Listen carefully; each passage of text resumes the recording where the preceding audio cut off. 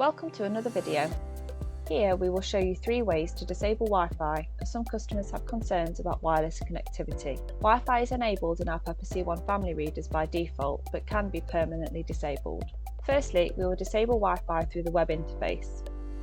Open the web interface and in the Network tab, turn the Wi-Fi mode to off and make sure to save and restart. Now we will show the second option. We will turn Wi-Fi off in the C1 client. Open our C1 client, connect your board and go into the Network tab. Here you can see the Wi-Fi options. Turn it off and select Right. Now the Wi-Fi is off.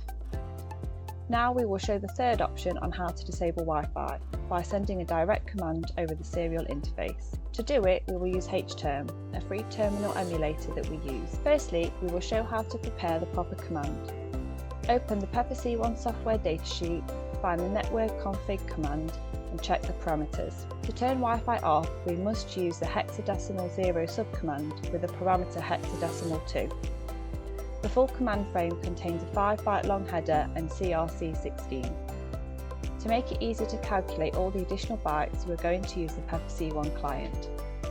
Go to the Pepper C1 client and select the Network Config tab from the list, and in the ARGS tab, type 0002 and click the Execute button.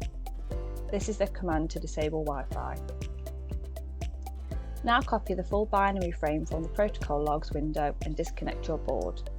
Now you can open HTerm and connect your board again.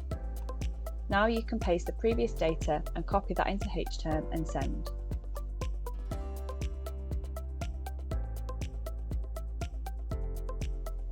Now disconnect your board and go back to the Pepper C1 client and connect. Now have a look at the network settings. As you can see, Wi-Fi is now disabled. Now I will show you how to reconnect to the Wi-Fi with all these options and how to factory reset your board. To reconnect to Wi-Fi from the Pepper C1 client, do what you did previously, but then select Wi-Fi mode as access point.